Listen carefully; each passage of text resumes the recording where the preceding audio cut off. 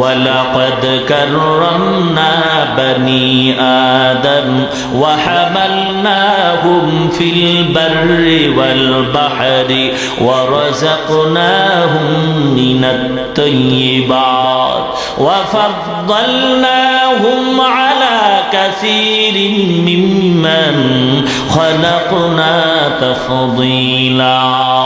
देखो जा कुरानों में ऐ मोहतरम मुस्तफा की उम्मती खैरुल उम्म। देखो जा कुरानों में ऐ मोहतरम मुस्तफा की उम्मती खैरुल उम्म। আল্লাহ বলেন কি আর মানুষ বুঝেন কি? হে আল্লাহর গোলাম, রাহমাতুল লিল আলামিনের শ্রেষ্ঠত্ব যদি বর্ণনা করতে চাও, আগে সিদ্ধান্তে বুঝতে হবে খালেক হলেন একজন আমার আল্লাহ, বাকি সব হলেন মাখলুক। আমাদের নবীরাও মাখলুক, আমাদের আখিরি নবীও মাখলুক।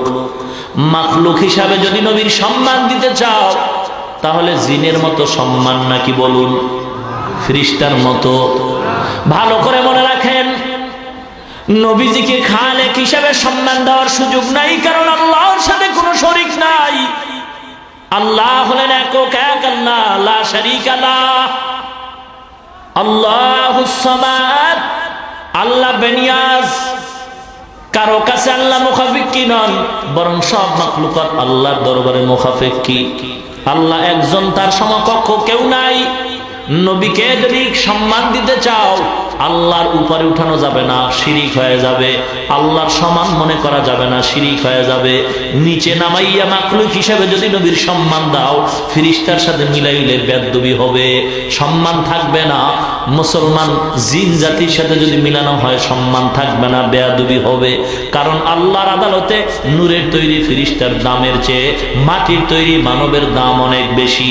আল্লাহর আদালতে আগুনের তৈরি শয়তানের চেয়ে, জিনের চেয়ে আল্লাহর আদালতে মাটির তৈরি মানবের দাম বেশি। আল্লাহ পাক বলেন, ওয়া ইয কুলনা লিল মালাইকাতি ইসজুদু লি আদম ফাসাজাদু ইল্লা ইবলিস আবা ওয়াস্তাকবারা ওয়া কানা মিনাল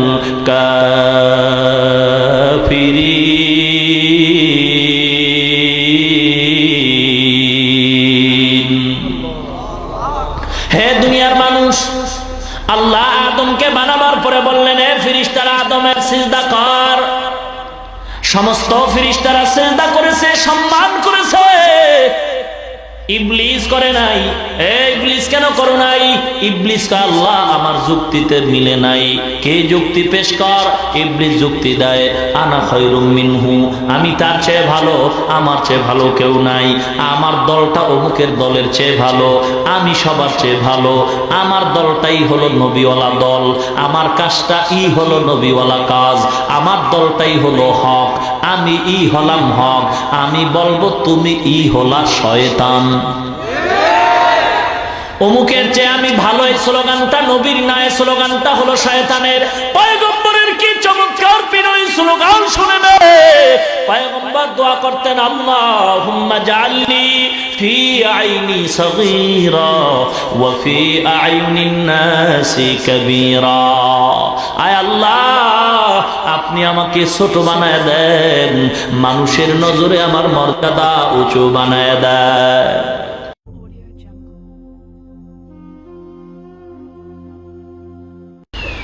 জামালপুরের সনকান্দা সিরাত কমিটির উদ্যোগে আয়োজিত পৌর বাস টার্মিনাল প্রাঙ্গণে অর্ধকার বিশাল ওয়াজ মাহফিলে উপস্থিত মুহতারাম সম্মানিত সভাপতি, প্রধান অতিথি, বিশেষ অতিথি, মুআজ্জাজ মুকাররম হযরত উলামায়ে কেরাম, দূর দূরান্ত থেকে আগত আল্লাহ পাকের আশিকিন, জাকিরিন, শাকিরিন, মুহিব্বিন, মুরব্বিয়ান আওয়াম, কলিজার টুকরা আমার সমবয়সী যুবক বন্ধুগণ, স্নেহের ছোট ভাই, পর্দার অন্তরালে অবস্থানরতা শ্রদ্ধা সম্মানিতা মা ও বোনেরা, মহান স্রষ্টা দয়াময় আল্লাহ সুবহানাহু ওয়া তাআলার দরবারে লাখো কোটি শুকর ও সুজুদ, যে মহান স্রষ্টা দয়াময় আল্লাহ রাব্বুল আলামিন অত্যন্ত দয়া ও মায়া করে ভালোবেসে মহাগ্রন্থ পবিত্র কুরআন হাকিম ও মহাবাণী পবিত্র হাদিস শরীফের আলোকে ইহকাল জীবনে শান্তি, পরকাল জীবনে মুক্তির সন্ধানে বেহেশতের বাগান, উলামায়ে কেরামদের মজলিস, আশিকিন জাকিরিনদের মজলিস তথা গুনাহ মাফের মজলিসে দুনিয়ার সমস্ত ঝামেলার থেকে হেফাজত করে 10 মায়ের 10 সন্তানকে আপন হয়ে একই জায়গায় জুড়ে মিলে বসার তৌফিক দান করেছেন। এজন্য রব্বুল আলামিনের দরবারে শুকর আদায়ার্থে মুসলমান হিসেবে ইমানের আওয়াজকে উঁচু করে এক আওয়াজে উচ্চ কণ্ঠে সকলেই কালিমাত শুকর উচ্চারণ করি, আলহামদুলিল্লাহ। লক্ষ কোটি দরুদ ও সালাম বিশ্ব মানবতার কান্ডারি, বিশ্ব মানবতার মুক্তির দিশারি সাইয়্যিদুল মুরসালিন, রাহমাতুল লিল আলামিন, শফিউল মুযনিবিন, খাতামুন নবিয়্যিন, সাইয়্যিদুস সাকালাইন, ইমামুল মুরসালিন, শফিয়ে আযম, রাসূলে আকরাম, রহমতে আলম, নবিয়্যুল আরব ওয়াল আজম, হাবিবে কিবরিয়া, আশরাফুল আম্বিয়া, সৈয়দুল আম্বিয়া, শফিয়ে মাহশর, সাকিয়ে কৌসর, আকায়ে নামদার, মদীনাহ কা তাজদার, आफताब नबूवत, फ़ख्र मौजूदात, सैयदुल मखलूक़ात, हज़रत मुहम्मदुर रसूलुल्लाह सल्लल्लाहु अलैहि वसल्लम উপর সর্বোপরি সকল বহু দূর থেকে বহু কষ্টকে উপেক্ষা করে আপনাদেরকে আল্লাহ এখানে হাজির করে দিলেন এবং আমি গুনাহগারকে প্রতি বছরের তুলনায় আজও সুস্থতার সাথে তার আপন দয়ায় দুটি কথা বলার মানুষে দ্বীনের নিসবতে এখানে উপস্থিত করে দিলেন। এজন্য আরেকবার শুকর আদায় করি, আলহামদুলিল্লাহ। কিছু কথা বলার জন্যই পবিত্র কুরআন হাকিমের মধ্য থেকে একটি সূরা সূরাতুল আলাকের কয়েক টুকরা আয়াতে কারিমা তিলাওয়াত করেছে। বিশ্ব নবী, শেষ নবী, মহানবী, শ্রেষ্ঠ নবী, তার পবিত্র জবানের বাণী অসংখ্য অগণিত হাদিস শরীফ থেকে দুটি হাদিস আমি আপনাদের সামনে পড়েছি। তৌফিক কামনা করি দয়াময় আল্লাহ রাব্বুল আলামিনের দরবারে, দোয়া কামনা করি আপনাদের সকলের কাছে তেলাওয়াতকৃত আয়াতে কারিমা ও হাদিসে পাকের আলোকে আমলের নিয়তে, ইখলাসের সাথে ধৈর্যের পরিচয়, রুহানিয়াতের সমন্বয়ে কিছু কথা বলার মতো, আপনাদেরকে ধৈর্যের সাথে শ্রবণ করার মতো তৌফিক দান করুন, আমিন। পয়গম্বর আরবি সাল্লাল্লাহু আলাইহি ওয়াসাল্লাম দুনিয়ার জমিনে পদার্পণ করলেন রবিউল আউয়াল মাস, আরবি মাস। বর্তমানে সে মাসটাই শেষ হতে চলছে, বরকতের মাস। আরবি কি মাস? রবিউল আউয়াল মাস। মিলাদুন নবী, নবীজির জন্ম মোবারক হিসেবে দুনিয়াতে আসলেন, রেখে গেলেন সিরাতুন নবী, নবীজির জীবন আদর্শ। আম্মা জান আয়েশা রাদিয়াল্লাহু তাআলা আনহার দরবারে সাহাবায়ে কেরাম প্রশ্ন করলেন, পয়গম্বরের ক্যারেক্টার, চরিত্র, আদর্শ সম্পর্কে কিছু জানতে চাই। পয়গম্বরের সাহাবা আম্মা জান আয়েশা রাদিয়াল্লাহু তাআলা আনহার দরবারে প্রশ্ন করার পরে পাল্টা প্রশ্ন আসলো, হে সাহাবায়ে কেরাম, আফা তাকরাউনাল কুরআন, তোমরা কি কোরআন হাকিম তিলাওয়াত করো না? ক্বালু বালা, সাহাবায়ে কেরাম বললেন, জি, আমরা কোরআন হাকিম তিলাওয়াত করি। আম্মা জান আয়েশা রাদিয়াল্লাহু তাআলা আনহা বললেন, কোরআন যা, নবীজির চরিত্র বা আদর্শই তা। অর্থাৎ সিরাতুন নবী হলো কোরআন, আর কোরআনটাই হলো সিরাতুন নবী। খুব বুঝার চেষ্টা করি। আজ আমাদের সমাজে পরস্পরে হিংসা, দ্বন্দ্ব, অহংকার, গোটা পৃথিবীর বেঈমান আজ এক হয়ে গেল ইসলাম বিদায় করার জন্য।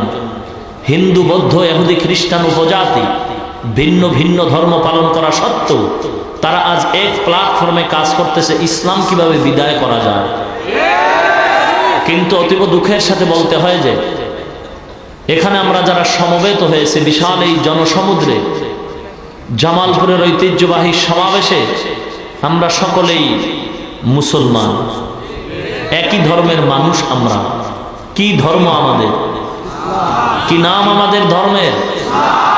ইসলাম ধর্মের মানুষ। আমাদের আল্লাহ কতজন? আখিরি নবী কতজন? কোরআন কতটা? কাবা কতটা? একই কাবা, একই কোরআন, একই নবী, একই আল্লাহর গোলাম হয়েও একই ময়দানে আমরা ইসলামের খেদমতে, ইসলামের পতাকা উড্ডীন করার ক্ষেত্রে এক হতে পারি নাই।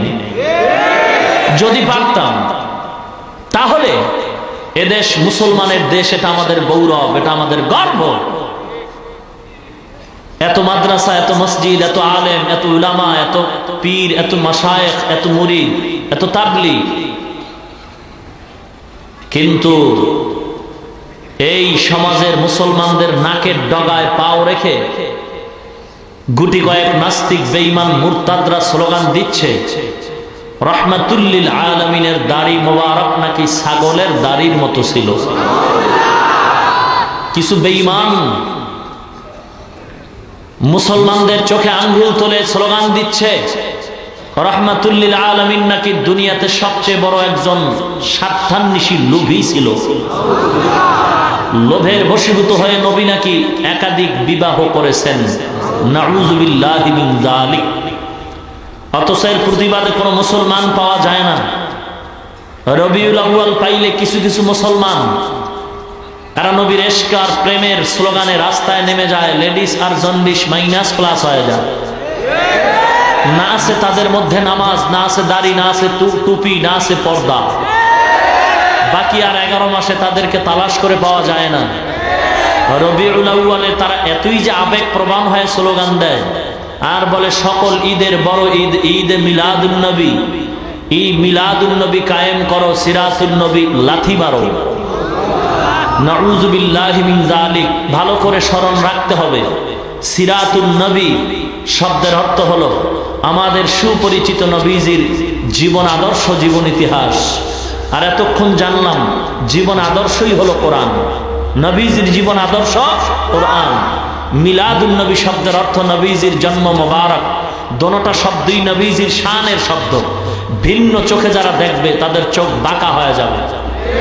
দোনোটা শব্দই নবীজির শানের শব্দ, কারো ব্যক্তির স্বার্থের শব্দ না। সিরাতুন নবী শব্দটাও নবীজির শানের শব্দ, মিলাদুন নবী শব্দটাও নবীজির শানের শব্দ। দোনোটা শব্দকেই ঈমানের আলোকে মানতে হবে, বুঝতে হবে, জানতে হবে, বাস্তবায়ন করতে হবে। ভিন্ন চোখে দেখার কোনো সুযোগ নেই। মিলাদুন নবী সম্পর্কে নবী কি আমল করেছেন আমরা আরেকটু গভীরে যদি তালাশ করি, পয়গম্বরের বাণী, প্রসিদ্ধ হাদিসের কিতাব মুসলিম শরীফের মধ্যে উল্লেখ করা হয় পয়গম্বর আরবি সাল্লাল্লাহু আলাইহি ওয়াসাল্লাম প্রতি সপ্তাহের সোমবার দিন রোজা রাখতেন। সাহাবায়ে কেরাম প্রশ্ন করলেন, ইয়া রাসূলুল্লাহ, ইয়া হাবিবাল্লাহ, আপনি সপ্তাহের সোমবার দিন রোজা রাখেন কেন? পয়গম্বর জবাব দিলেন, দুটি কারণে আমি সপ্তাহের সোমবার দিন রোজা রাখি। নাম্বার 1 কারণ হলো আমার উপরে যেদিন কোরআন নাজিল হয় ওই নাজিলের সূচনার দিনটা ছিল সোমবার দিন। আমি কোরআন নাজিলের সূচনার দিন রোজা রেখে শুকর আদায় করি। 2 নাম্বার কারণ হলো আমি যেদিন আমেনার গর্ভ থেকে দুনিয়ার জমিনে পদার্পণ করেছি ওই জন্মের মিলাদুন নবী, জন্ম মোবারকের দিন ছিল সোমবার। আমি মিলাদুন নবী পালন করি রোজা রাখার মাধ্যমে। অবশ্যই আপনারা জানেন ঈদের দিন রোজা রাখা হালাল না হারাম? জোরে বলুন। ঈদ মানি খুশি, ঈদ মানি আনন্দ, নাকি বলেন? আমার প্রশ্ন থাকবে তাদের কাছে বিনয়ের সাথে, কোনো দ্বন্দ্ব নাই, কোনো হিংসা নাই, কোনো গালাগালি নেই। প্রশ্ন থাকবে যারা বলেন সকল ঈদের বড় ঈদ ঈদে মিলাদুন নবী, ঈদ মানে আনন্দ, নবীজির জন্মের আনন্দ করছেন, নবী মিলাদুন নবী সম্পর্কে বলেন আমি রোজা রাখতাম আমার মিলাদুন নবীর শুকর আদায়ার্থে, জন্ম মোবারকের শুকর আদায়ার্থে। ঈদের দিন রোজা রাখা হারাম। বলুন, আপনারা যদি ঈদ করে আনন্দ করে সঠিক রাস্তায় থাকেন তাহলে জবাব দিতে হবে নবী মিলাদুন নবী উপলক্ষে যে রোজা রেখেছেন তা কি ব্যাঠিক করেছেন নাকি? যদি বলেন না বেঠিক করেন নাই, তাহলে দুই কথার এক কথা মানতেই হবে। তাহলে আপনাদের ঈদ করাটা বেঠিক হয়ে যাবে, হয়তো রোজা রাখতে হবে, না হয় ঈদ করতে হবে। যদি বলেন নবীর ঈদ মিলাদুন নবী উপলক্ষে নবীজির রোজা রাখা ঠিক, তাহলে ঈদ করা বেঠিক। আর যদি বলেন আপনাদের ঈদ করা ঠিক, তো নবীজির রোজা রাখা বেঠিক, নাকি বলেন? আসলে কি আজীব কথা। সিরাতুন নবী লাথি মারো কথাটা বললে কোথায় যায়, একটু চিন্তা করা দরকার। এ সমস্ত সমস্যাগুলি আমাদের পরস্পরে হচ্ছে কেন? দুইটা জিনিসের অভাব। কয় জিনিসের অভাব? নাম্বার 1 অভাব হলো ধর্মীয় শিক্ষার অভাব, ঠিক কিনা বলুন? 2 নাম্বার অভাব হলো চিরসত্য কথা, অপ্রিয় সত্য কথা, খাঁটি আমলওয়ালা আল্লাহ ওয়ালাদের সোহবতের অভাব। কি আজীব, আল্লাহ ওয়ালাদের সোহবতের অভাব আর ধর্মীয় শিক্ষার অভাবেই মানুষ পরস্পরে হিংসার বেড়াজালে আবদ্ধ।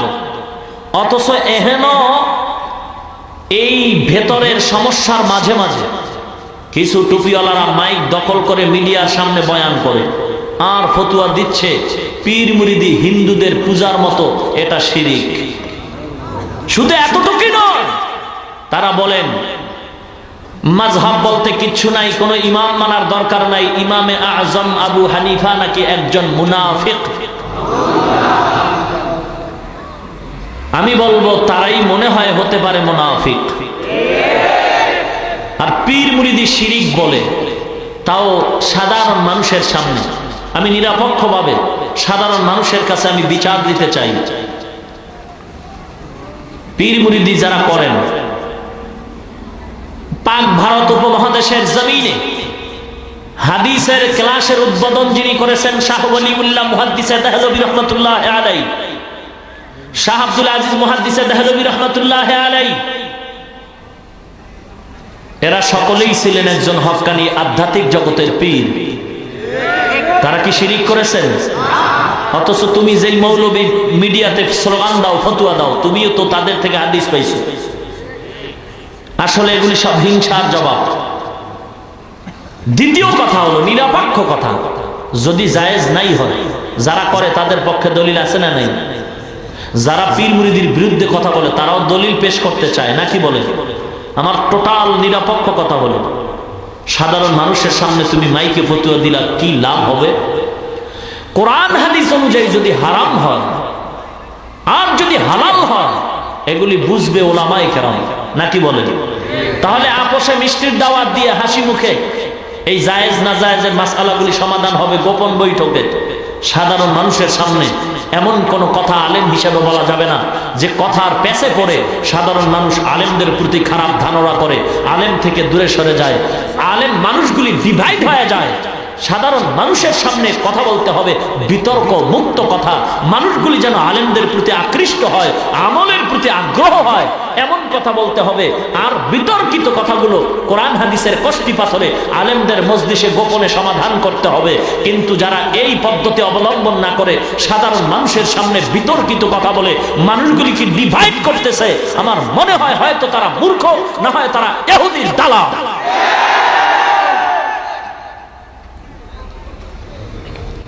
কোনটা জায়েজ নাই, কোনটা জায়েজ আছে, এটি পাবলিক কি বুঝবে? খুব সাবধান হতে হবে আমাদের। এদেশে আলেম ওলামা নাই, তারা কোরআন হাদিস পড়ে না।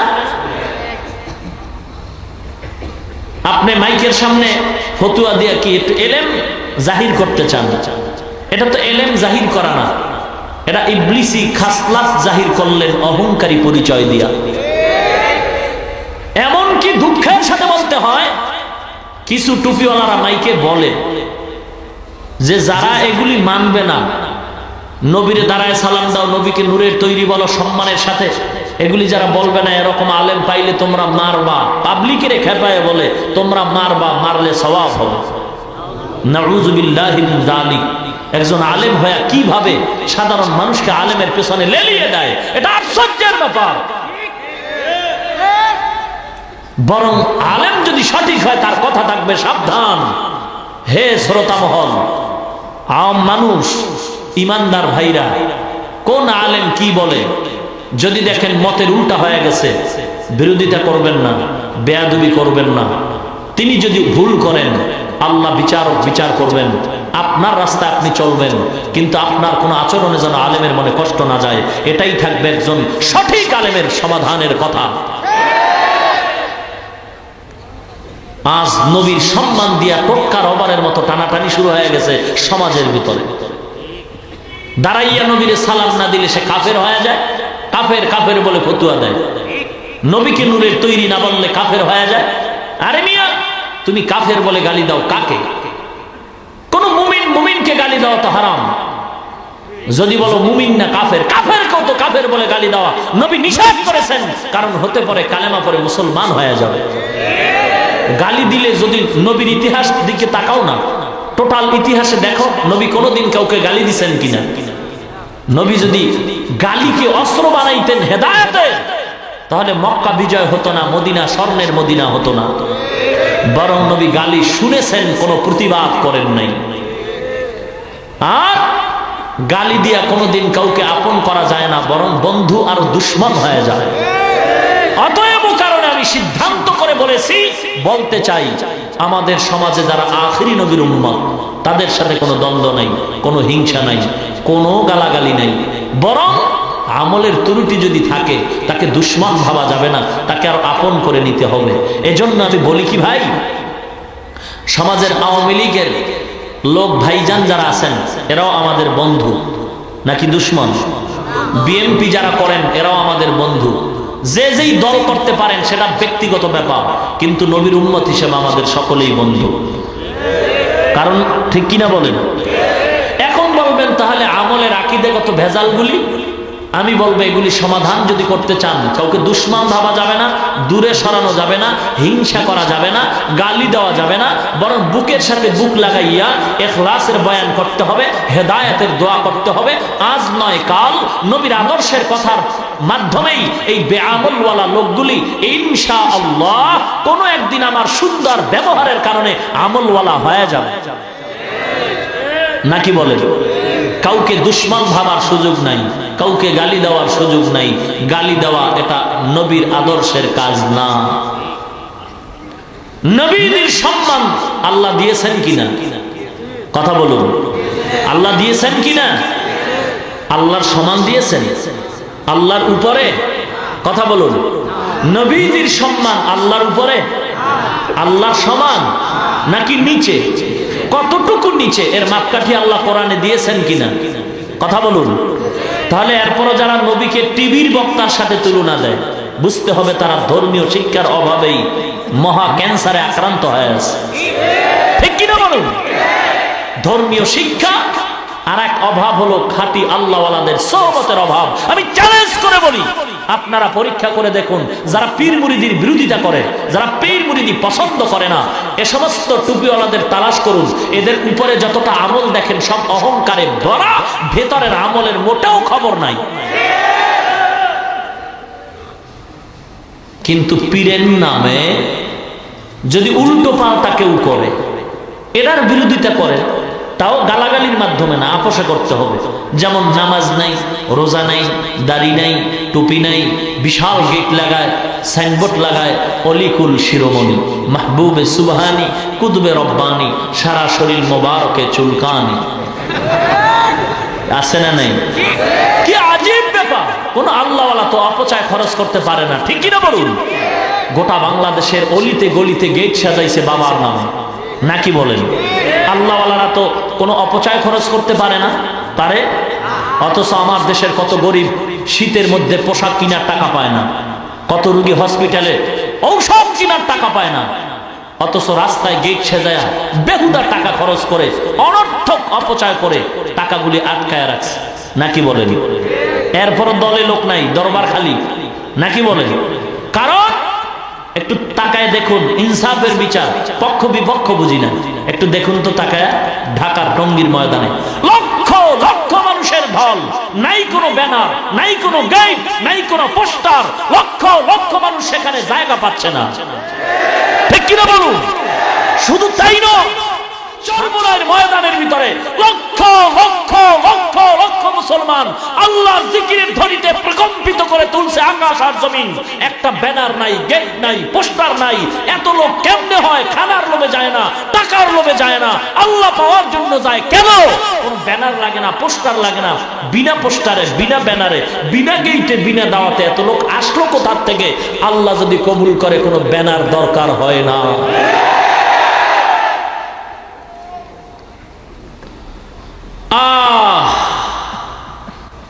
আল্লাহ আমাদের বুঝার তৌফিক দান করুন। মকবুল তু হ্যায় শাহজাহাঁ, কাবিল তু বহুত হ্যায়। मकबूल तू है शाहजहां, काबिल तू बहुत है। आईना के मानिंदे तू नहीं, दिल तू बहुत है।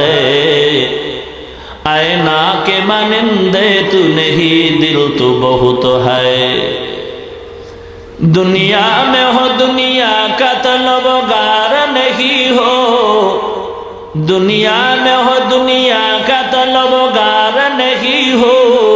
बाजार से गुजर हो खरीदार नहीं हो, बाजार से गुजर हो खरीदार नहीं हो। দুনিয়ার ইমানদার আল্লাহর গোলাম, আমরা সবাই আল্লাহর সৃষ্টি নাকি স্রষ্টা? আর স্রষ্টা কয়জন? খালেক কয়জন? নাম কি? আরো জোরে বলুন। আল্লাহ কয়জন? আল্লাহ হলেন খালেক, আল্লাহ হলেন স্রষ্টা। বাকি সব খালেক নাকি মাখলুক? পয়গম্বর খালেক নাকি মাখলুক? এই কথা একমত হতে হবে, বুঝে উত্তর দিবেন সবাই। নবীজি স্রষ্টা নাকি সৃষ্টি? নবীজিকে কে বানাইছেন? নবীজিকে নবুয়তি দান কে করেছেন? নবীজি সেজদা কাকে করেছেন? নবীজি যা চাইতেন কার কাছে চাইতেন? বলুন, খালেক কয়জন? কি নাম তার? নবীজি কি খালেক নাকি মাখলুক? এই কথা আগে একমত হতে হবে। নবীর সম্মান দিতে হলে নবী কি খালেক নাকি মাখলুক? খালেক কয়জন? নবীকে সম্মান আল্লাহ দিয়েছেন কিনা? কি হিসাবে দিয়েছেন? খালেক হিসাবে না মাখলুক হিসাবে? ভালো করে জবাব দিতে হবে। নবীদের সম্মান আল্লাহ দিয়েছেন, আমরাও দিতে চাই। খালেক হিসাবে নাকি মাখলুক হিসাবে? যদি মাখলুক হিসাবে দিতে চান তাহলে জিন জাতি এক মাখলুক, ফিরিস্তা এক মাখলুক, মানব জাতি এক মাখলুক। আল্লাহ ছাড়া যত মাখলুক আছে এই মাখলুকতের ভিতরে আপনারা অবশ্যই জানেন। বলুন, শ্রেষ্ঠ মাখলুকত কারা? জোরে বলুন। আল্লাহ কোরআনে তার বয়ান করতেছেন, ওয়ালাকাদ কাররামনা বনি আদম ওয়া হামালনাহুম ফিল বাররি ওয়াল বাহরি ওয়া রাযাকনাহুম মিনাত তাইয়্যিবাত ওয়া ফাদ্দালনাহুম আলা কাসীরিন মিম্মান খালাকনা তাফদীলা। দেখো যা कुरानों में आए मोहतरम, मुस्तफा की उम्मती खैरुल उम्म। देखो जा कुरानों में आए मोहतरम, मुस्तफा की उम्मती खैरुल उम्म। আল্লাহ বলেন কি আর মানুষ বুঝেন কি? হে আল্লাহর গোলাম, রহমাতুল লিল আলামিনের শ্রেষ্ঠত্ব যদি বর্ণনা করতে চাও আগে সিদ্ধান্তে বুঝতে হবে খালেক হলেন একজন আমার আল্লাহ, বাকি সব হলেন মাখলুক। আমাদের নবীরাও মাখলুক, আমাদের আখিরি নবীও মাখলুক। মাখলুক হিসাবে যদি নবীর সম্মান দিতে চাও তাহলে জিনের মতো সম্মান নাকি বলুন ফেরেশতার মতো?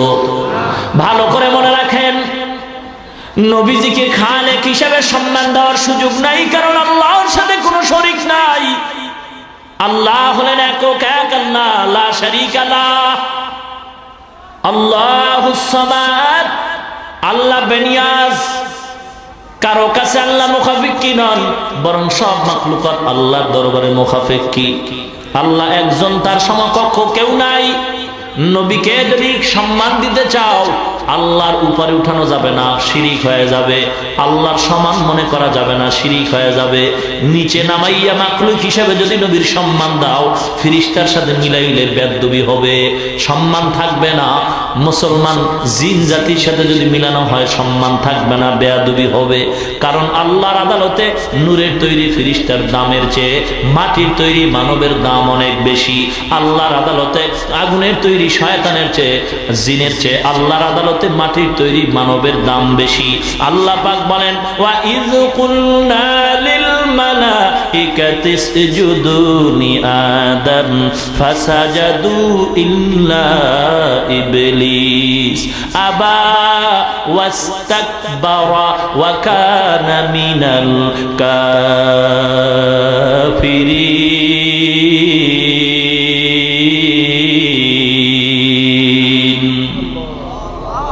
হে দুনিয়ার মানুষ, আল্লাহ আদমকে বানাবার পরে বললেন, হে ফেরেশতারা আদমের সিজদা কর। সমস্ত ফেরেশতারা সিজদা করেছে, সম্মান করেছে।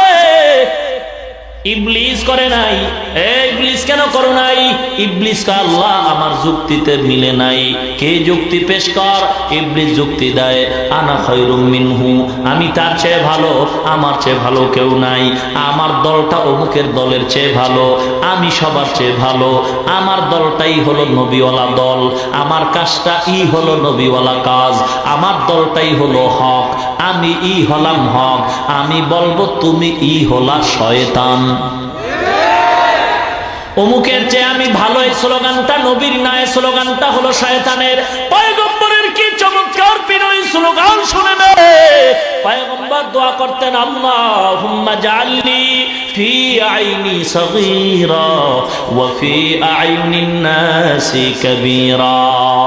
আয় আল্লাহ, আপনি আমাকে ছোট বানায় দেন, মানুষের নজরে আমার মর্যাদা উঁচু বানায় দেন। যারা হক তারা কখনো বলবে না আমি ভালো, বরং বলবে আমার চেয়েও কেউ খারাপ নাই, আমি জালিম। আদম নবী বলে, রব্বানা যালামনা, আমি জুলুম করেছি, আনফুসানা, আমার নফসের উপরে।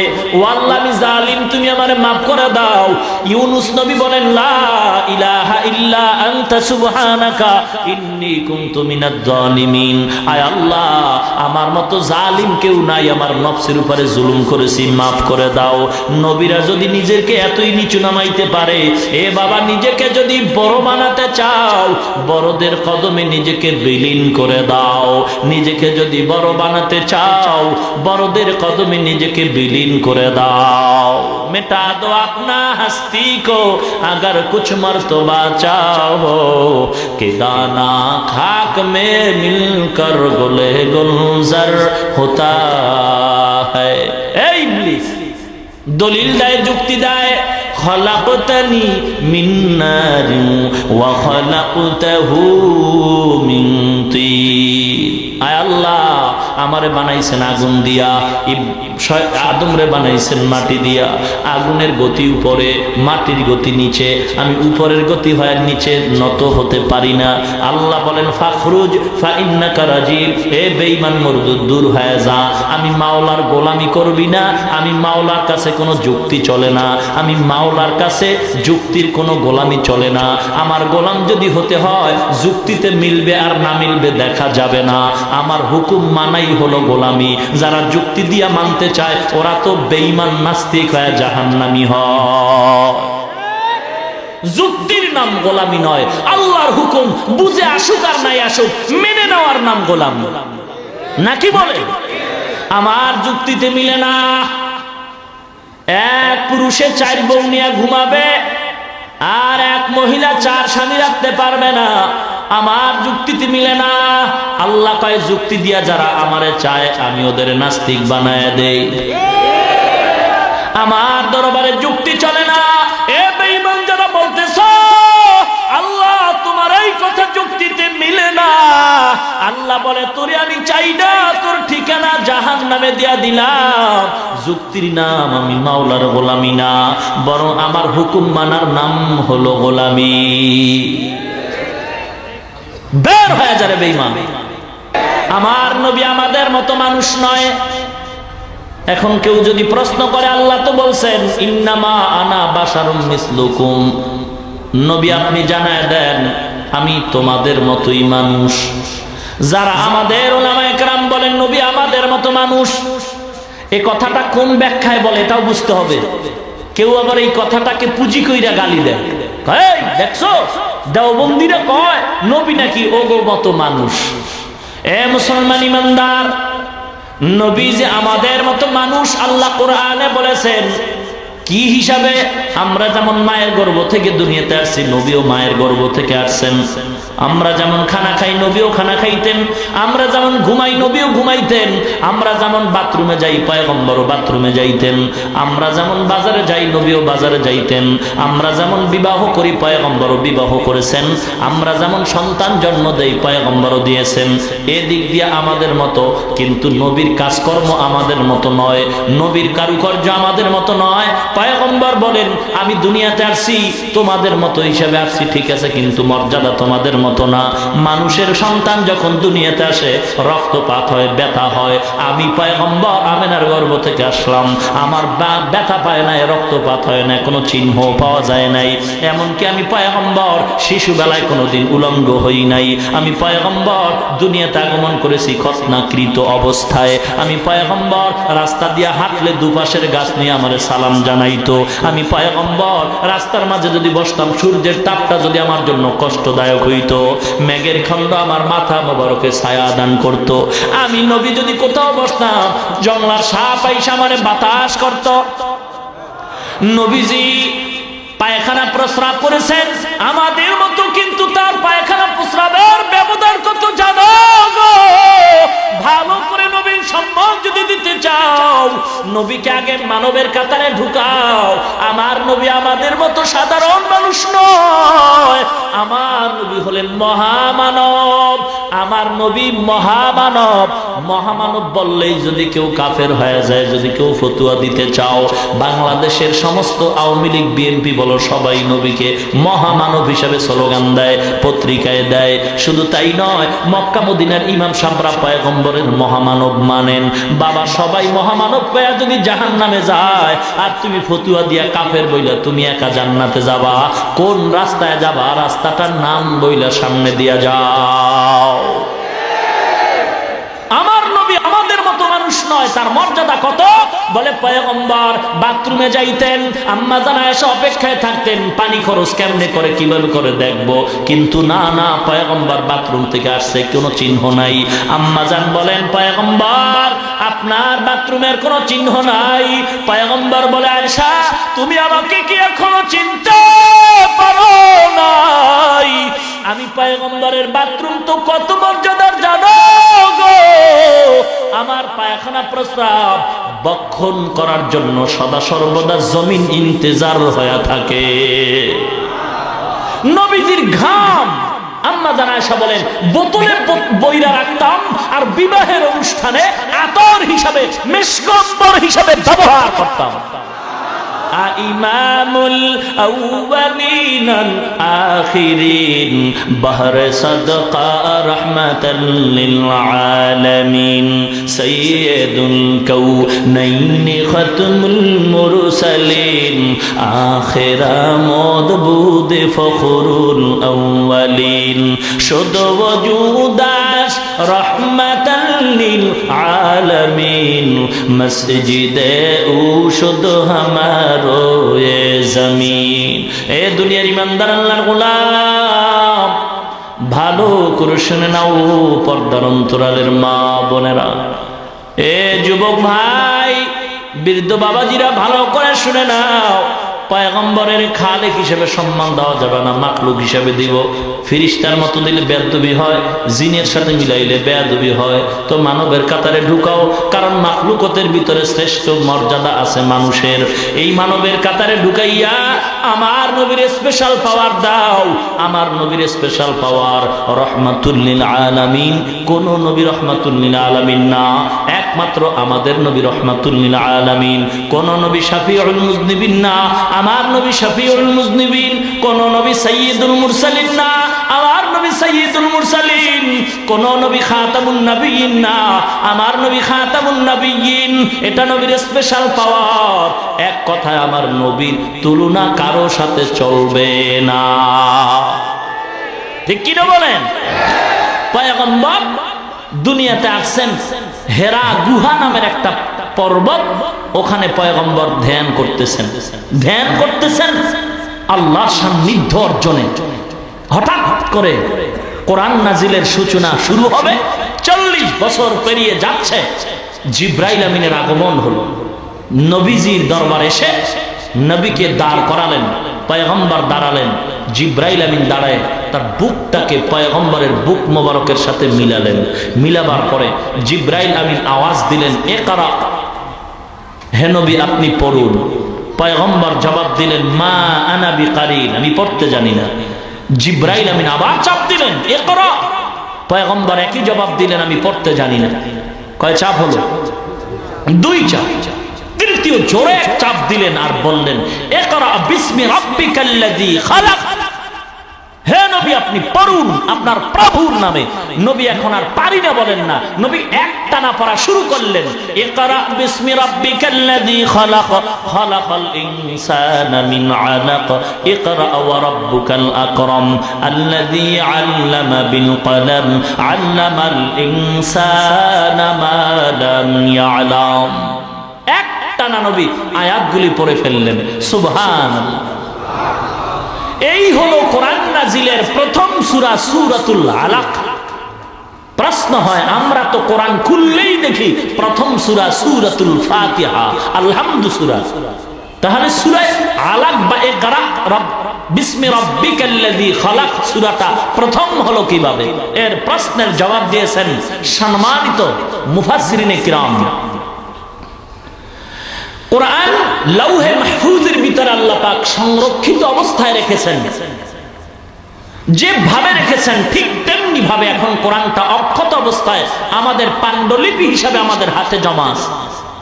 লাউহে মাহফুজে আল্লাহ কোরআন যেভাবে সেটিং করে রেখেছেন, সেখানে প্রথম সূরা সূরাতুল ফাতিহা, এই হিসাবে কোরআনের প্রথম সূরা সূরাতুল ফাতিহা।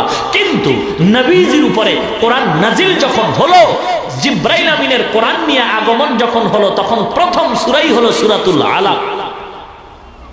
কোন মুফাসসিরিনে কেরাম বলেছেন, ইয়া আইয়ুহাল মুদ্দাসসির, এই সূরাটা কোরআনের প্রথম সূরা, নবীর কাছে প্রথম নাজিল হয়েছে।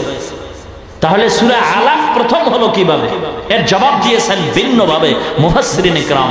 নবীজির উপরে ওহী আসতেছে, কিছুক্ষণের জন্য হঠাৎ করে ওহী বন্ধ হয়ে গেল।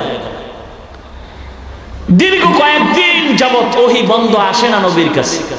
নতুন করে যখন ওহী আসলো, তখন নতুন করে সূরা মুদ্দাসসিরের আয়াত নাজিল হলো। ওই হিসাবে বলা যায় যে এই প্রথম সূরা সূরা মুদ্দাসসির।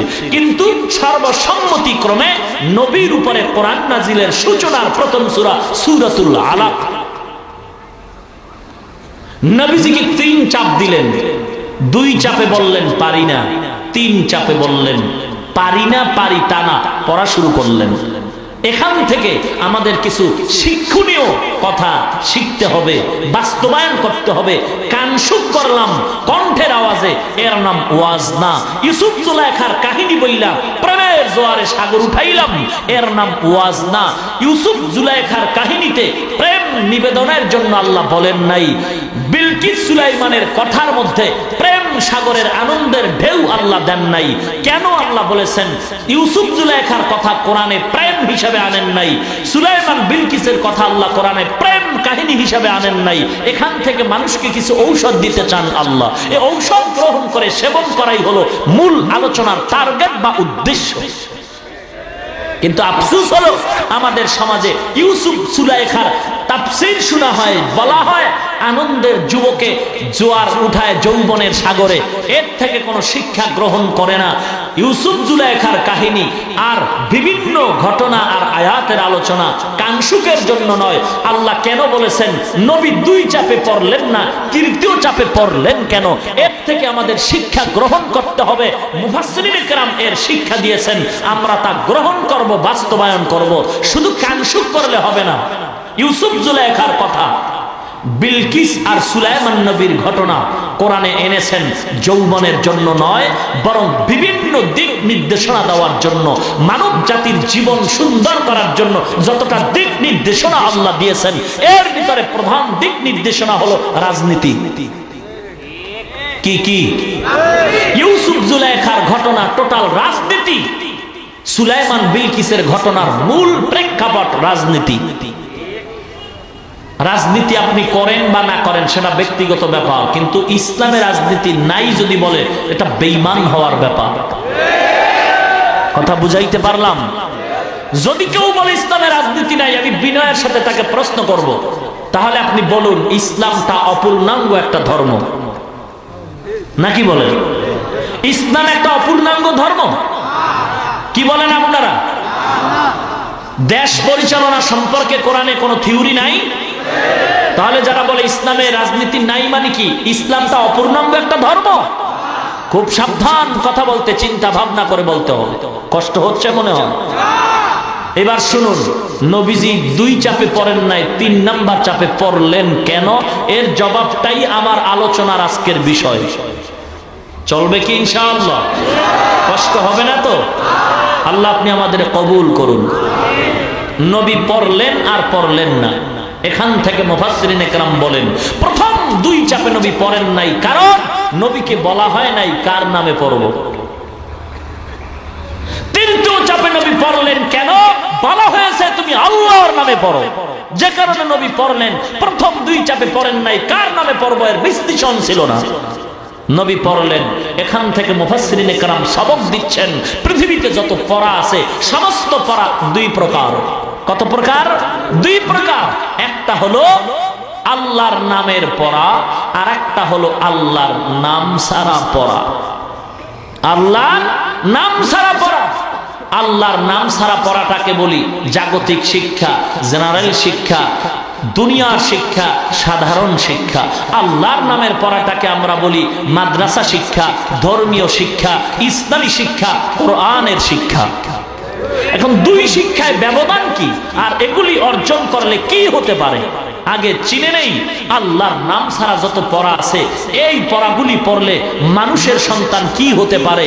মুফাসসিরিনে কেরাম বলেন মানুষের সন্তান ধর্মীয় শিক্ষা বাদ দিয়া শুধু জাগতিক শিক্ষা যদি অর্জন করে, এর দ্বারা মানুষ ডাক্তার হতে পারে, ডক্টর হতে পারে, ইঞ্জিনিয়ার হতে পারে, বৈজ্ঞানিক হতে পারে, দার্শনিক হতে পারে, সাহিত্যিক হতে পারে, কবি হতে পারে, মানুষ হতে পারে না। কি হতে পারে না? মানুষ হতে পারে না। তাহলে এখন প্রশ্ন থেকেই যায়, যারা জাগতিক শিক্ষায় শিক্ষিত তারা কি অমানুষ? কথাটা জবাব অবশ্যই দেওয়া হবে, তারা অমানুষ নয়। কিভাবে মানুষ? একটু সময় না দিলে আমি বুঝাইতে পারবো না। থাকবেন ইনশাআল্লাহ? আল্লাহ কবুল করুন। উল্টা বুঝবেন না। আর এখন তো সব উল্টার দিকে চলছে নাকি বলে? মাদ্রাসায় ঢুকে এক ভদ্রলোক হুজুরকে সালাম দিচ্ছেন, আসসালামু আলাইকুম, হুজুর কেমন আছেন? হুজুর বললেন শুকুর, আলহামদুলিল্লাহ। ভদ্রলোক বলে হুজুর শুকুর বললেন কেন? কয় ভাই আমার সিনের নখটা তো তুমি সালামে নিয়ে গেছো, যে কারণে আমার নখটা নাই, আমি পাইছি সিন, যে কারণে বললাম শুকুর। এ নারী, তোমার মাথার চুলগুলি এত খাটো কেন? মাথায় ক্যাপ কেন? পায়জামার গোড়া কাটা কেন? বলে আমাদের মাথার চুল কেটে মারেফতের সম্রাটওয়ালারা মাথার পেছনে খোপা বাঁধছে। আছে না নাই? এরা নাকি মারেফতের সম্রাট। চুলগুলি ভাল্লুকের মতো, চেহারাটা উল্লুকের মতো। নামাজ নাই, রোজা নাই, পর্দার খবর নাই, মুরিদের বউলায়া দৌড়ায় নাকি বলে? এই বেটা, মহিলা চুল রাখার মধ্যে নবীর আদর্শ আছে না নাই? চুল কিভাবে কাটতে হবে, কিভাবে রাখতে হবে, সেখানেও নবীর আদর্শ আছে না নাই? আজকে মহিলার চেয়েও পুরুষের চুল লম্বা, সব উল্টা দিকে চলছে নাকি বলেন? যে শার্ট প্যান্ট পরবে পুরুষ, এগুলি এখন অধিকাংশ মেয়েরাও নাকি পরে নাকি বলেন? এরকম চুল লম্বা করে জামালপুর থেকে বাবার দরবারে রওনা হইছে মারেফতের সম্রাট, লম্বা চুলওয়ালা। বাসে উঠছে, অন্ধ ভিক্ষুক লাঠি দিয়া টোকায় বাসে ঢুকলো। ঢুকে চোখ বন্ধ করে অন্ধ একটা চিৎকার করে বলল, ভাই আমি অসহায়, আমি নিঃসহায়, আমাকে একটা টাকা দিবে কেউ? আমার পেটের খানার ব্যবস্থা হবে, আমার ছেলে আছে, মেয়ে আছে, কিন্তু টাকা নাই, আমি কিচ্ছু দেখি না। কোন হৃদয়বান ব্যক্তি আছো কি? এমিয়া শয়তান কিন্তু সব কাজ শয়তানি না, কিছু গুণও আছে নাকি বলেন? বাতিলদের সব কাজ ভ্রান্ত নয়, কিছু গুণের কাজও আছে, নাইলে টিকতে পারবে না। ওই মারেফতের সম্রাট লম্বা চুলওয়ালা পকেট থেকে টাকা বের করে ভিক্ষুকের হাতে দিল। ভিক্ষুক হাতে টাকা পেয়ে বড্ড খুশি হয়ে গেল। কে দিল? লেডিস নাকি জন্ডিস চিনতেই পারলো না। মাথায় হাত বুলিয়ে দেখলো লম্বা চুলওয়ালা। চিৎকার করে আল্লাহ, পুরুষের কপালে বুঝে ঠাডা পড়ছে। এত চিল্লাইলাম একটা টাকাও তো পাইলাম না গো আল্লাহ, আজ আমার প্রতি এত দয়া।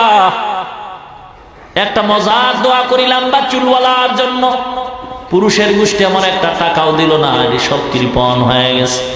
আল্লাহর কাছে দোয়া করি, আল্লাহ আমাকে চাওয়া মাত্র যে লম্বা চুলওয়ালা টাকা দান করেছে গো আল্লাহ, আমার দোয়া তুমি তো ফিরাও না, আমি অন্ধ। দোয়া করি গো আল্লাহ, এই ম্যাডামের গর্ভে একটা নেককার বাচ্চা দান কইরা দাও। চমৎকার দোয়া।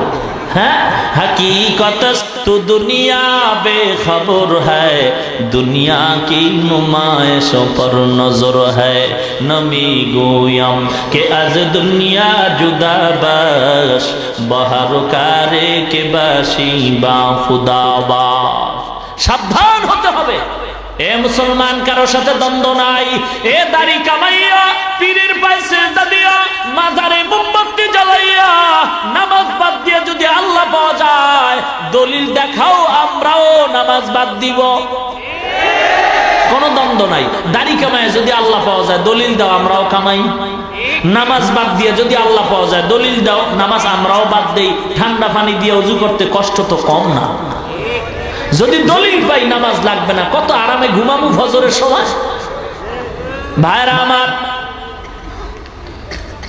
আল্লাহর নাম ছাড়া যত পড়া আছে, পড়া পড়লে মানুষ সাহিত্যিক হতে পারে, দার্শনিক হতে পারে, বৈজ্ঞানিক হতে পারে, ইতিহাসবিদ হতে পারে, ঐতিহাসিক হতে পারে। একটা জিনিস হতে পারে না, বলেন কি হতে পারে না? মানুষ হতে পারে না। তাহলে মানুষ কাকে বলা হয়? ভিন্ন আয়াতে আল্লাহ পাক মানুষকে বাবার ঘরে জন্ম নিলে, মানুষের ঘরে জন্ম নিলে মানুষ হয় নাকি? ডাক্তারের সন্তান ডাক্তার হতে পারে না, ডাক্তারের সন্তানকে ডাক্তার বলা যায় না। পীরের ছেলে পীর হতে পারে না। এ মুসলমান, দার্শনিকের সন্তান দার্শনিক হতে পারে না। ইঞ্জিনিয়ারের ঘরে জন্ম নিলে ইঞ্জিনিয়ার হওয়া যায় না। মুসলমানের ঘরে জন্ম নিলে মুসলমান হওয়া যায় না। ডাক্তারের সন্তান যদি ডাক্তার হতে চাও, লেখাপড়া করে বাবার মতো রাত মাইর দাও, ঘুম বাদ দিয়ে দাও, এরপরে কষ্ট করে সার্টিফিকেট অর্জন করবা, এরপরে তুমি ডাক্তার হতে পারবা। মুসলমানের ঘরে জন্ম নিয়ে যদি মুসলমান হতে চাও, জন্মসূত্রে মুসলমান হওয়া যাবে না। আল্লাহ বলে, মানুষ যদি হয়ে মরতে চাও, মানুষের পরিচয় নাও। আর রহমান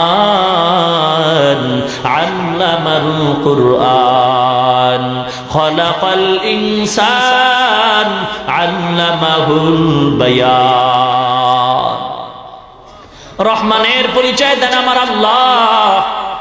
আর রহমান আল্লামাল কুরআন, খলাকাল ইনসান। আল্লাহ পাক বলেন, রহমান হলেন তিনি, কোরআন শিক্ষা দিয়েছেন যিনি, মানুষ বানাইলেন যিনি, তিনি হলেন রহমান। আমরা দেখি সৃষ্টি আগে শিক্ষা পরে। আল্লাহ বলার ভঙ্গিতে বললেন, শিক্ষা আগে সৃষ্টি পরে, অর্থাৎ কোরআন শিখাইলাম, মানুষ বানাইলাম। মুফাসসিরিন ইকরাম জবাব দিয়ে বলছেন, মানুষের ঘরে জন্ম নিলে মানুষ হওয়া যায় না, বংশগত মানুষ হতে পারে, কিন্তু আল্লাহর আদালতে বংশগত মানুষের কোনো দাম নাই। আল্লাহর আদালতে গুণগত মানুষের দাম বেশি। মানুষের গুণ কি? আল্লাহ পাক বলেন, যার মধ্যে কোরআনের আসর আছে, কোরআনের শিক্ষা আছে, সেই মানুষ হলো গুণের মানুষ। আমি আল্লাহর আদালতে গুণের মানুষরাই পাবে জান্নাত। এখন আমার কথা হলো, যারা জাগতিক শিক্ষা অর্জন করেন, তারা কি এই বিধানটা জানেন কিনা, মানেন কিনা যে বিয়া ছাড়া সন্তান জন্ম দেওয়া হালাল না হারাম? বলুন, হালাল না হারাম? স্কুল কলেজ ভার্সিটির ছাত্র ভাই এরা জানে কি জানে না? অবশ্যই জানে। যদি জানে আমি বলবো তারা মানুষ। কিন্তু প্রশ্ন হলো, জানলো কিভাবে? স্কুল কলেজ ভার্সিটির পাঠ্য বই দিয়া নাকি কোরআনের ছোঁয়া পাইয়া? জোরে বলুন। তাহলে টোটাল ফলাফল হলো মানুষ হওয়ার শিক্ষাই হলো কোরআনের শিক্ষা, ধর্মীয় শিক্ষা, মাদ্রাসার শিক্ষা, আল্লাহর দ্বীনের শিক্ষা। ঠিক কি না? লেখা হয় শিক্ষা জাতির মেরুদণ্ড, শিক্ষা জাতির মেরুদণ্ড। এ মুসলমান, কথাটা অপূর্ণাঙ্গ হয়ে গেল। শিক্ষা জাতির মেরুদণ্ডই যদি হয়, তাহলে এমবিবিএস ডাক্তার তাসলিমা নাসরিন লেখাপড়া করছে, শিক্ষিত হয়ে গেছে, এমবিবিএস ডাক্তার হলো, অথচ আল্লাহরে গালি দেয়, আল্লাহর ধর্মের কোরআনের বিরুদ্ধে কথা কয়, আল্লাহর বিরুদ্ধে কথা বলছে। মানুষ নাকি অমানুষ? একটা শিক্ষিত এমবিবিএস ডাক্তার সে কিভাবে বিবেকহীন কথা বলে? বুঝার ব্যাপার হলো সব শিক্ষা জাতির মেরুদণ্ড নয়, একমাত্র কোরআনের ছোঁয়া পাওয়া শিক্ষা, ধর্মীয় শিক্ষা, আল্লাহর নামের শিক্ষাই হলো জাতির মেরুদণ্ড। ঠিক কিনা বলেন? কিন্তু এ কথা বলা যাবে না স্কুল কলেজ ভার্সিটিতে পড়ে কোনো লাভ নাই, আলিয়ায় পড়নেওয়ালা বলতে পারবে না কওমিয়ায় পড়ে লাভ নাই, কওমিয়ায় পড়নেওয়ালা বলতে পারবে না আলিয়ায় পড়ে লাভ নাই, স্কুল কলেজ ভার্সিটিতে পড়নেওয়ালা বলতে পারবে না মাদ্রাসায় পড়ে লাভ নাই।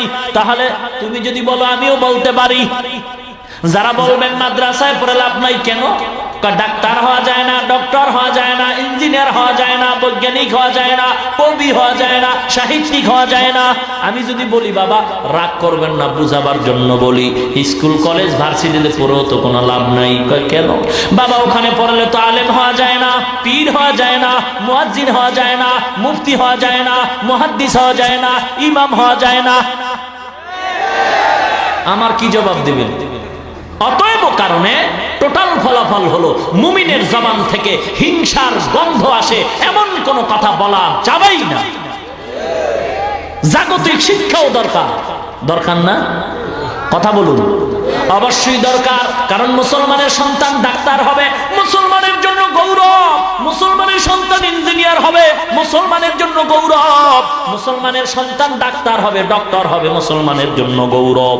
মুসলমানের সন্তান বৈজ্ঞানিক হবে, মুসলমানের জন্য গৌরব। কারণ বেঈমানরা যদি একবার স্লোগান দিয়ে কয় মুসলমানের কোনো ঔষধ দেওয়া হবে না, মুসলমান ডাক্তারেরা চ্যালেঞ্জ দিয়ে বলবে সত্যদের লাগবে না, আমরা মুসলমান ডাক্তার রেডি হয়ে আছি, আল্লাহর রহমতে আমরা নিজেরাই ঔষধ তৈরি করতে পারি।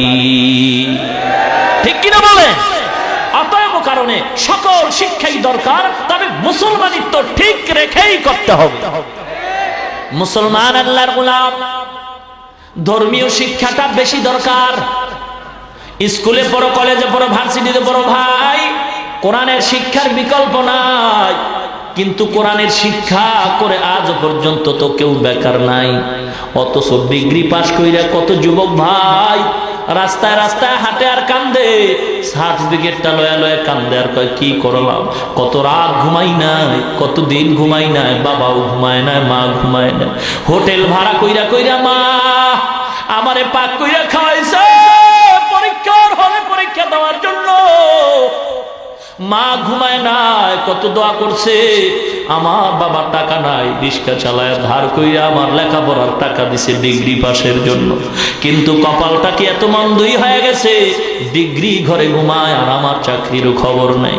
এ যুবক মনেরে বুঝাও, একই ক্লাসে বিএ পাস করলা, আইএ পাস করলা, মেট্রিক পাস করলা, তুমিও পড়ছো, তোমার ডানে বামে কয়েকটা মেয়েরাও ক্লাস করছে। আজকে মেয়েরা নাম্বার কম পাইয়া ঘুষের টাকা ছাড়া চাকরি পায়, আর তুমি নাম্বার ভালো পাইয়া ঘুষের টাকা দিয়েও চাকরি পাও না। এ যুবক, তোমার তো কচু গাছের সাথে গলায় দড়ি দেওয়া দরকার। ঠিক কিনা বলো? অথচ সারা দুনিয়া ঘুরে দেখো, এ টুপি মাথায় দিয়ে তো কেউ বেকার ঘুরে না। মাদ্রাসায় পড়ে যদিও বেতন কম, মসজিদে ইমামতি করে যদিও বেতন কম, মসজিদে মুয়াজ্জিনি করে যদিও বেতন কম, কিন্তু না খাইয়া কোনোদিন কান্দে না। অল্প টাকাও যদি পায়, টাকার মধ্যে মাওলায় বরকত অনেক বাড়ায় দেয়। ঠিক কিনা বলো? গরুতে বাচ্চা দেয় একটা, কুত্তায় দেয় 5টা। কোন ভদ্রলোক কি কুত্তা জবাই করে খাইছে? কথা কন না কেন? খাইবে তো দূরের কথা, কত মানুষ আছে কুত্তা কোলে লয়ে ঘুমায়। কুত্তার আরবি হলো কালবুন, কালবুনের জামা হলো কিলাব। ক্লাব মানে বহু কুত্তা। ক্লাব মানে কি? বহু কুত্তা, কুত্তা সমূহ, একাধিক কুত্তা আরবিতে কয় ক্লাব, এক কুত্তারে কয় কালবুন। আমেরিকার খবর জানেন না? 2 বাচ্চা নিয়ে মহিলা উঠছে বাসে, বাস ফুল জাম, বসার সিট নেই, কুত্তা একটা আছে কোলে, বাচ্চা 2টা উঠলো, পেছনে পেছনে কুত্তাটা আছে কোলে, সিট নাই। হঠাৎ একজন পথে নেমে গেল, একজন তাবলিগওয়ালা ভাইজানের খবর, তাজা খবর, মিথ্যা নয়, বলে দেখলাম একজন নেমে গেল, মহিলা ওই সিটের মধ্যে বৈশাখ কুত্তাটারে লয়ে বসছে, বাচ্চা 2টা দাঁড়ায় রয়েছে। কিছুক্ষণ পর পেছনে আর এক সিট খালি হয়েছে, বাচ্চা 2টার ওই সিটে বসায় দিছে, কিন্তু কুত্তাটারে কোলে রাখছে, বাচ্চা 2টারে কোলে রাখে নাই। মুসলমান আল্লাহর গোলাম, আর সমাজের অবস্থা বড় করুন। কুত্তা কেউ জবাই দিয়ে খায় নাকি? বাচ্চা দেয় কয়টা?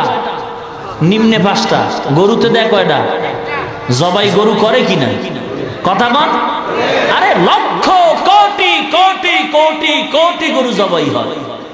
যে মহা পবিত্র আজিমুশান ওরস মোবারক, ওখানেই তো গরু জিন্দা জানাজা পড়াইয়া খায় তবারক, খাইলেই নাকি হয়ে যায় মোবারক। হ্যাঁ, কি দুঃখ, কি দুঃখ গো। আপন মা বাবায় বছরে সন্তানের থেকে 5 কেজি গোশত পায় না রে বাবা, অথচ লক্ষ টাকা ব্যয় করিয়া বাবার দরবারে গরু নিয়ে যা। ঠিক কিনা বলো? আর কি অহংকার, কয় এই গত বছরও নাকি বাবার দরবারে 63,000 গরু হয়েছে। হ্যাঁ, কি চমৎকার বয়ান রে ভাইরা আমার। গরু লক্ষ কোটি কোটি গরু জবাই হয়, বাচ্চা দেয় একটা, কুত্তায় দেয় 5টা, কেউ জবাই করে না। বিচক্ষণ বেরেন দিয়া বলেন বাংলাদেশে কুত্তা বেশি না গরু বেশি? কি ব্যাপার, কি ব্যাপার, কি ব্যাপার? জবাব হলো হালালের মধ্যে বরকত, হারামে মোটেও বরকত নাই। 20,000 টাকা বেতন পায়, 40,000 টাকা দান পানে ঘুষ খায়। ইমাম সাহেব 3,000 টাকা বেতন পায়, 6 মাস বাকি। সালাম দিয়া জিজ্ঞাসা করেন কেমন আছেন, ইমাম বলে আলহামদুলিল্লাহ। ঘুষখোরের জিজ্ঞাসা করো ভাই কেমন আছো, মাথাটা বের করে কয় দেখ মাথার মধ্যে একটা চুলও নাই। কি ব্যাপার? কয় পুরা মাথা এখন স্টেডিয়াম হয়ে গেছে। আউটার স্টেডিয়ামে কিছু জনগণ বয়া রয়েছে। কি হয়েছে, কি হয়েছে? এত টাকা, এত বিল্ডিং, এর উপর টেনশন। কিসের টেনশন? সন্তান কথা মানে না, একটার পর একটা টাকার গরমে মামলা আর হামলা, ঘরে গিয়ে শান্তি নাই, ম্যাডাম রে তো পাই না, মাঝে মাঝে মোবাইলও পাইলে কাইটে দেয়, আর কয় সাবধান ও স্বামী গো, ইজি কামে বিজি আছি, পরে কথা কও। শান্তি নাই, শান্তি নাই। কত টাকাই না কামাই করলাম, খাইতে গেল বিপদ। ডাক্তার কয়ে বড় লোক, গোশত খাবি না, কোরমা পোলাও খাবি না, 3 দিন পরে মরবি। শান্তি নাই, ঘুমাইতেও বিপদ, ভয় লাগে কখন জানি ডাকাতের হামলা হয় আর মামলা হয়। ট্যাবলেট খায় ঘুমাইলাম, হঠাৎ করে টেলিফোন এসে গেছে, ডাক্তার কয় মরণের ঘুম ঘুমাইস না, ফজরের আগে রাস্তায় হাঁটতে হবে, নাইলে ডায়াবেটিসে 3 দিন পরে কবরে যাবি। কিছু কপাল পরা দেখা যায়, রোগের জন্য ডাক্তারের আদেশ পালনে রাস্তায় ফজরের আগে দৌড়ায়, কিন্তু কত বড় বেহায়া, কত বড় ইতর, কত বড় বেয়াদব, কত বড় নির্লজ্জ। ফজরের আগে রাস্তায় হাঁটতেছে, মসজিদে নামাজ পড়তে যায় না। আছে না নাই? মকুন সুস্তি নামাজে পঞ্জগানা, ফাওয়াইলুল লিল মুসাল্লিনাল্লাযিনা, মুমিনারা এই নামাজে ইমদাদ দাও, ইস্তাঈনু আয়াতে কুরআন বাখা, আয়াতে কদ আফলাহারা ইয়াদকুন গৌরকুন্দর মানিয়াজদুল সাদিকু।